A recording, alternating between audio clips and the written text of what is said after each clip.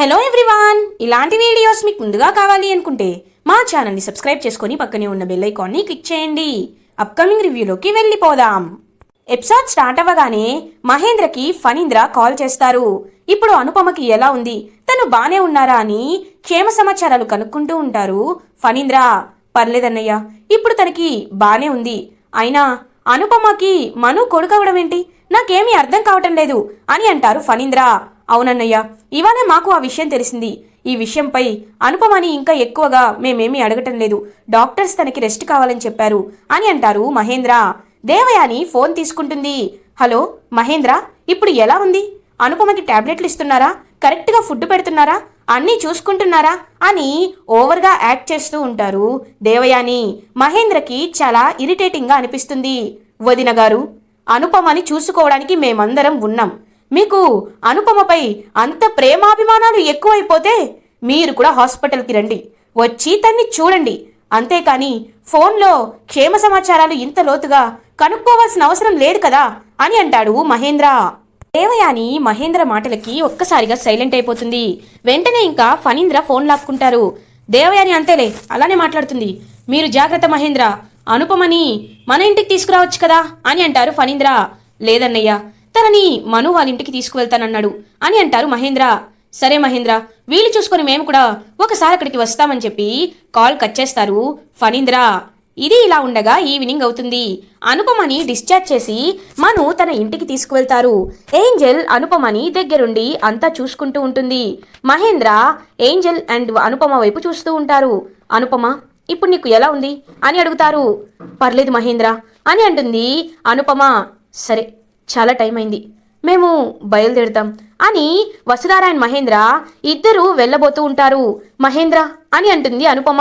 వెంటనే మహేంద్ర వెనక్కి తిరిగి, ఏంటి అనుపమ, ఏదైనా చెప్పాలా అని అడుగుతారు. అవును, నువ్వు నన్ను మనుపై అటాక్ చేయడానికి వచ్చిన రౌడీ ఇంతకు ముందు నీకు తెలుసా? వాడు కరెక్ట్గా అటాక్ చేయడానికే వచ్చాడని నీకు ఎలా తెలిసింది అని అడిగావు కదా.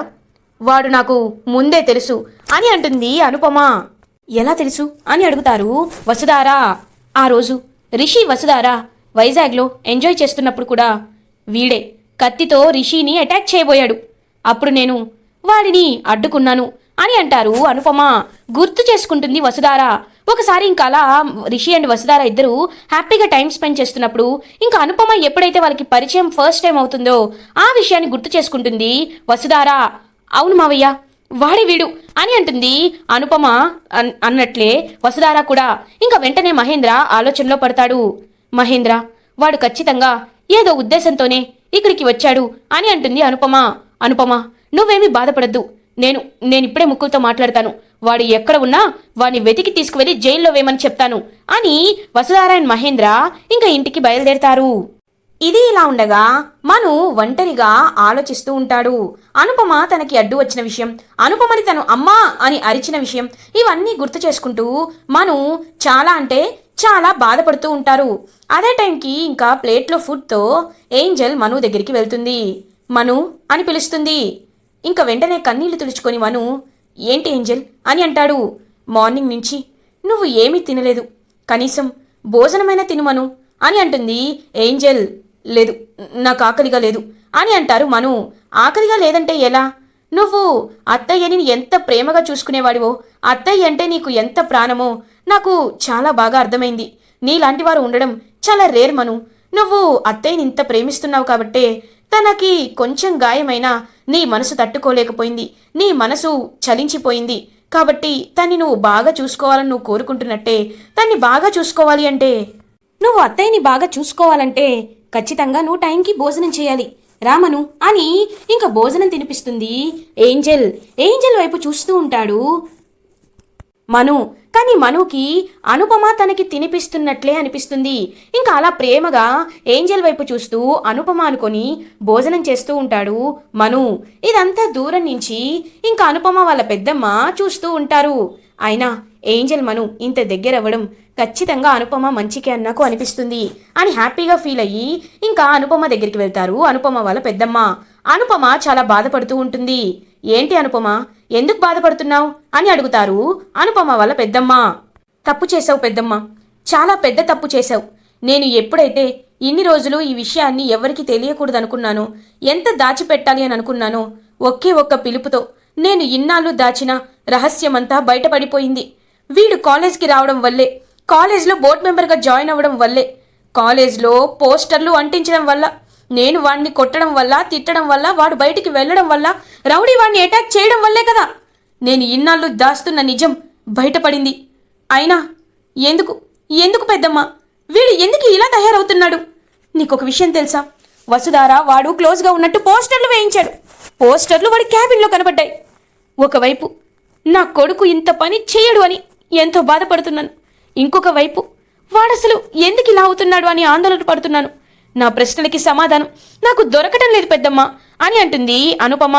చూడు అనుపమ, అప్పుడు ఇప్పుడు ఎప్పుడు నువ్వు మనుని తప్పుగానే అర్థం చేసుకుంటున్నావు. ఎందుకంటే మను ఎలాంటివాడో నీకు బాగా తెలుసు. అలాంటిది మను ఇలా చేశాడంటే నువ్వు ఎలా నమ్మగలుగుతున్నావు? నీకొక విషయం తెలుసా? మను నాకు అంతా చెప్పాడు. ఆ వసుధార వాళ్ళ బావ రాజీవే వీళ్ళ పోస్టర్లో అతికించాలి అనుకున్నాడంట. అప్పుడు మను వాడి ప్లాన్ని తిప్పికొట్టి వసుధార అడ్వాన్స్ హ్యాపీ బర్త్డే అనే పోస్టర్లని కాలేజ్ అంతా అంటించాననే విషయం నాతో మొన్నే చెప్పాడు. నువ్వు దాన్ని అర్థం చేసుకోకుండా వాణ్ణి అపార్థం చేసుకుని వాణ్ణి మాటలు అన్నావు అని అంటారు అనుపమ వాళ్ళ పెద్దమ్మ. అనుపమ ఒక్కసారిగా స్టన్ అయిపోతుంది. కాబట్టి ఇప్పటికైనా వాడి మనసేంటి, వాడేంటి అనే విషయాలు అర్థం చేసుకో అనుపమ. పాపం వాడి మనసు నువ్వు ఎప్పుడు మాట్లాడినా ఎంత గాయపడుతుందో తెలుసా, ఎంత బాధపడతాడో తెలుసా? నువ్వు ఇకపై అయినా వాణ్ణి అర్థం చేసుకోవడం మొదలుపెట్టు అని చెప్పి అక్కడి నుండి వెళ్ళిపోతారు అనుపమ వాళ్ళ పెద్దమ్మ. ఇదే ఇలా ఉండగా మార్నింగ్ అవుతుంది. వసుధార మహేంద్ర కాలేజ్కి రీచ్ అవుతారు. అమ్మా, అనుపమతో ఒకసారి మాట్లాడాలి అనిపిస్తుంది అని అంటారు మహేంద్ర. మనం వాళ్ళ ఇంటికి ఒకసారి వెళ్దాం మావయ్య అని అంటుంది వసుధార. అదే టైంకి మను కాలేజ్కి రీచ్ అవుతాడు. మను, ఇప్పుడు అనుపమ ఎలా ఉంది అని అడుగుతారు మహేంద్ర. పర్లేదు సార్, మా ఓల్డీ తనని బాగా చూసుకుంటుంది అండ్ ఏంజల్ కూడా తన్ని చాలా ప్రేమగా అన్ని పనులు ఏంజల్ చూసుకుంటుంది అని అంటారు. ఇంకా వసుధార మహేంద్ర అలా మాట్లాడుతూ ఉంటారు మనుతో. అదే టైంకి శైలేంద్ర అక్కడికి వస్తాడు. మను అని పిలుస్తాడు. ఇంకా శైలేంద్ర వైపు కోపంగా చూస్తాడు మను. మీ అమ్మగారికి అదే అనుపమ మేడంకి గాయమైందని తెలిసి చాలా బాధపడ్డాను. హాస్పిటల్కి రావాలి అనుకున్నాను, కానీ రాలేకపోయాను. Time bad.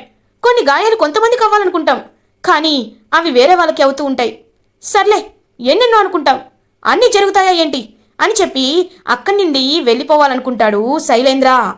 మను శైలేంద్ర వైపు కోపంగా చూస్తూ ఉంటాడు. మేడం, మీరు వెళ్ళండి, నేను ఒక పని చూసుకొని వస్తాను అని శైలేంద్ర దగ్గరికి వెళ్తాడు మను. ఏంటి నా వెంట పడుతున్నావు అని అడుగుతాడు శైలేంద్ర. శైలేంద్ర చెంపపై ఒక్కటి గట్టిగా కొడతాడు మను. ఒక్కసారిగా శైలేంద్ర షాక్ అయిపోతాడు. రేయ్ అని అంటాడు. ఏయ్, నోరు లేచిందో చంపేస్తా. తెలీదనుకుంటున్నావా? నాకు తెలీదనుకుంటున్నావా? ఎవరి అటాక్ చేశారో నాకు తెలుసు. నువ్వే ఈ అటాక్ చేయించన్నావని కూడా నాకు అర్థమైంది. నాకు ఏమీ అవ్వలేదు, కానీ మా మేడంకి హాస్పిటల్లో అడ్మిట్ చేసేలాంటి పరిస్థితిని తీసుకువచ్చావు. నా జోలికి వచ్చినా నేను ఏమి అనేవాడిని కాదు, కానీ మా అమ్మ జోలికి వచ్చావు. నీకుందిరా, కౌంట్ డౌన్ స్టార్ట్ అయింది. రోజులు లెక్క పెట్టుకో. నీ ప్రాణం నా చేతుల్లోనే పోతుంది. ఇంకొకసారి ఇలాంటి పిచ్చి పిచ్చి ప్లాన్లు వేస్తే నీ శవం కూడా ఎవరికి దొరకదు అని చెప్పి అక్కడి నుండి వెళ్ళిపోతాడు మను. శైలేంద్ర ఏమీ మాట్లాడకుండా అక్కడి నుండి వెళ్ళిపోతాడు చాలా అవమానంగా. అప్పుడే శైలేంద్రకి ఆ రౌడీ కాల్ చేస్తాడు. హలో సార్, వాడు అక్కడే ఉన్నాడా? ఇవాళ టార్గెట్ మిస్ అవను, వేసేస్తా అని అంటాడు రౌడీ. రే వెదవా, ఇంకొకసారి నువ్వు నాకు ఫోన్ చేశావో నిన్ను లేపేయడానికి వేరే వాళ్ళు పెడతాను. యాపిల్ బస్తా తినుకుంటూ కూర్చోరా అని కాల్ కట్ చేసేస్తాడు శైలేంద్ర. ఏంటి సార్కి ఏమైంది?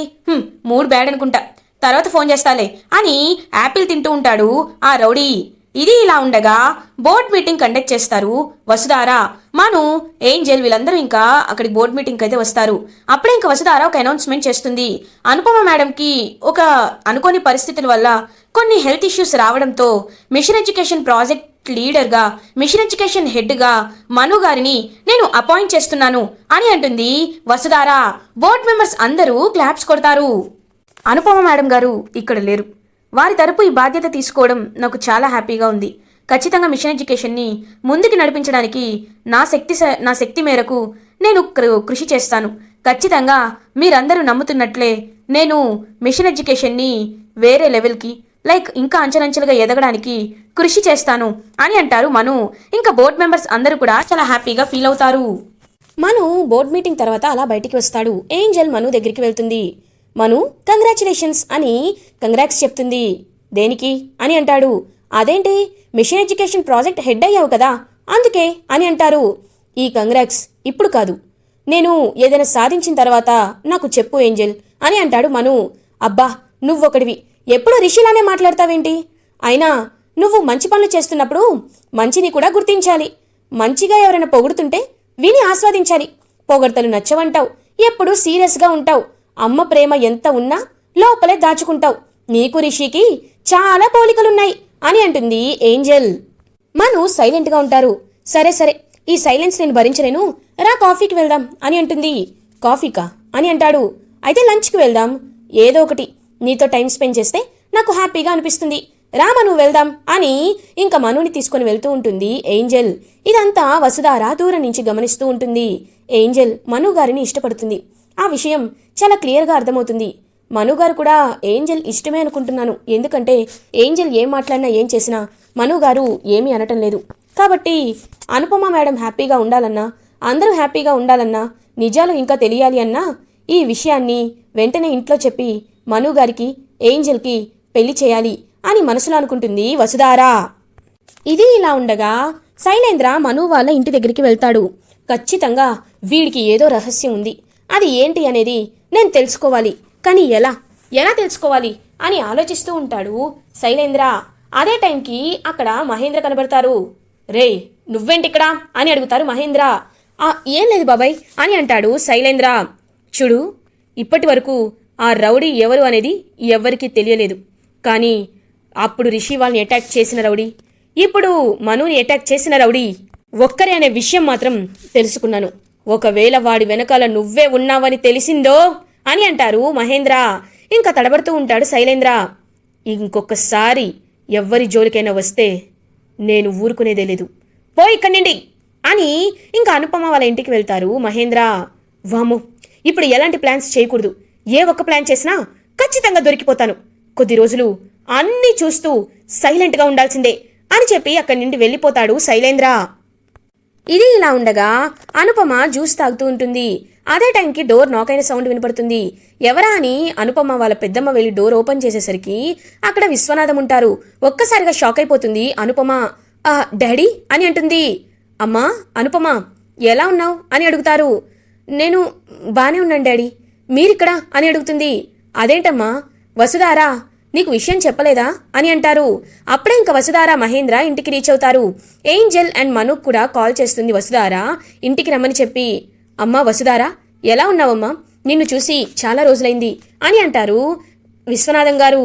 నేను బాగున్నాను సార్, మీరెలా ఉన్నారు అని అడుగుతుంది వసుధార.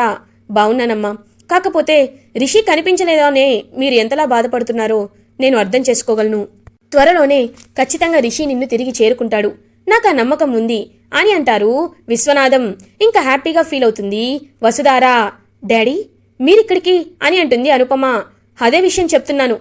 ఏంటి అనుపమ, నువ్వు ఇంత పెద్ద నిజాన్ని నా దగ్గర దాచిపెడతావని నేను కల్లో కూడా ఊహించలేదు. మను అంట కదా, తను మీ అబ్బాయి అంట కదా అని అంటారు. అంటే అది అని అంటుంది విశ్వనాథంతో అనుపమ.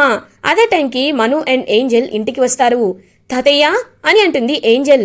ఇంకా మను వైపు చూస్తారు విశ్వనాథం. అలా మను దగ్గరికి వెళ్ళి మనుని ప్రేమగా హక్ చేసుకుంటారు విశ్వనాథం. ఒకసారి తాతయ్య అని పిలు అని అడుగుతారు విశ్వనాథం గారు. తాతయ్య గారు అని అంటాడు మను. ఇంక విశ్వనాథం గారు చాలా హ్యాపీగా ఫీల్ అవుతారు. అమ్మ వసుధారా, నిజంగా నా మనవడు చాలా బాగున్నాడు. నువ్వనుకున్నట్టే మనుకి ఏంజెల్కి మనం పెళ్లి చేయాలి అని అంటారు అనుపమ. ఇంకా అనుపమ వాళ్ళ పెద్దమ్మ, మహేంద్ర, ఏంజెల్, మను అందరూ ఒక్కసారిగా స్టన్ అయిపోతారు. పెళ్ళా అని అంటుంది ఏంజెల్. అవునమ్మా, నాకు వసుధార అంతా చెప్పింది. నువ్వు మనుని ఇష్టపడుతున్నావంట కదా, మను కూడా నిన్ను ఇష్టపడుతున్నాడంట కదా అని అంటారు. మేడం మీరు చెప్పిందేంటి అని అంటాడు మను. మను గారు, మీరు బయటికి చెప్పకపోయినా మీ మనసు ఏంటి అనేది నాకు అర్థమైంది. మీకు పెళ్లి జరిగితే మీ అమ్మగారు అనుపమ మేడం చాలా హ్యాపీగా ఫీల్ అవుతారు. వారి సంతోషం కోసమైనా మీరు పెళ్లి చేసుకోండి అని అంటుంది వసుధార. ఇంకా మను కూడా సైలెంట్గా ఉంటారు. ఏంజెల్, నీ అభిప్రాయం చెప్పలేదే అని అంటుంది వసుధార. ఒకవేళ మనుకి ఇష్టమైతే నాకు కూడా ఓకే అని అంటుంది ఏంజెల్. ఇంకా అందరూ చాలా హ్యాపీగా ఫీల్ అవుతారు. మను అండ్ ఏంజెల్కి ఇంకా పెళ్లి జరగబోతుందని అనుపమ కూడా చాలా హ్యాపీగా ఫీల్ అవుతుంది. ఇలా ఎపిసోడ్ ఎండ్ అవుతుంది.